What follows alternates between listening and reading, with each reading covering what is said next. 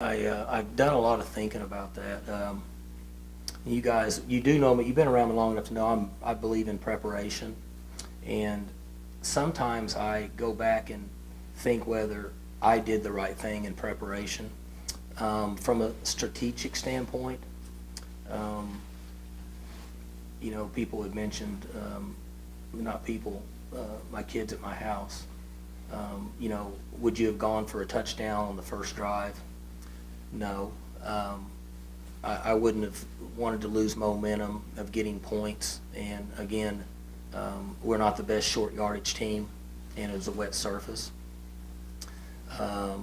They, like all of us, were concerned with Mayfield's ability to run around and make a play. If I had to do it all over again, maybe try to put more pressure on him. But again, you guys know every time you send an extra guy at him, that's one less guy back there.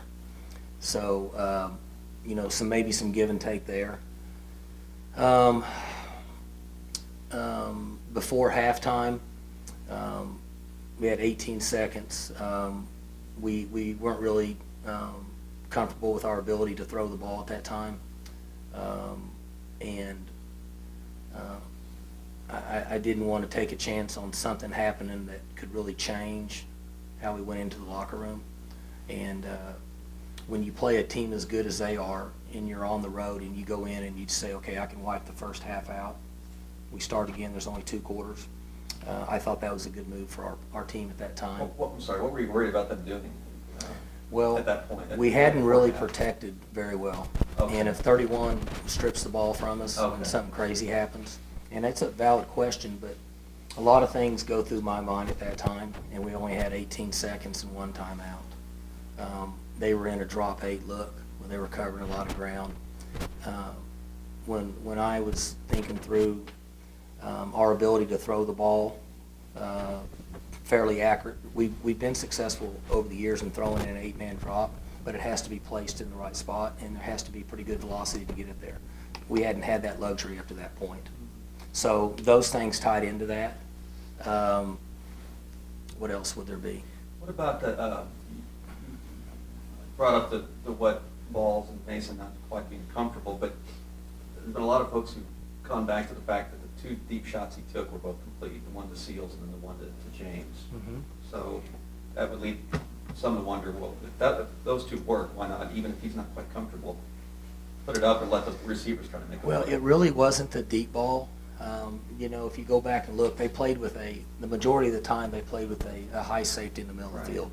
So that limits some of that, okay? Now, the times that we hit it, there wasn't one there. What got us were the intermediate throws, and that more so than the deep ones.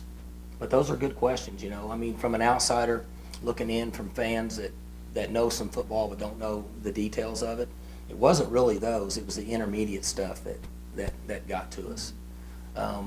What I did like, and I told the team this today, I said, I liked how they prepared. I told you guys that. And they know if I don't, I'll tell them that. But I liked how physical they were. I liked that they hit and they were aggressive. Very few games where there's 2 teams that are playing that are really good, and you win the special teams battle and you win the turnover battle. You most of the time you win.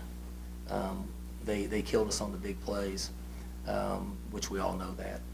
But that was really our thought on that. What else would there be? Anything else? Mike